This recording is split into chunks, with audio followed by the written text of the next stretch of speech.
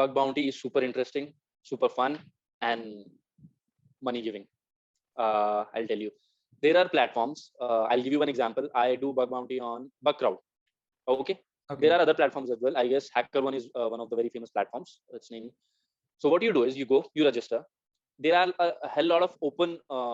What should I? How should I say? A lot of organizations come and they do register themselves for the bug bounty programs. And what you need to do is, before jumping onto bug bounties, you at least need to know how to find vulnerabilities. First of all, before finding vulnerabilities, at least learn what vulnerabilities are there. If you don't know what a SQL injection, what a cross-site scripting error, what a brute force error like attack is, you are still new to this field. Learn first, then apply.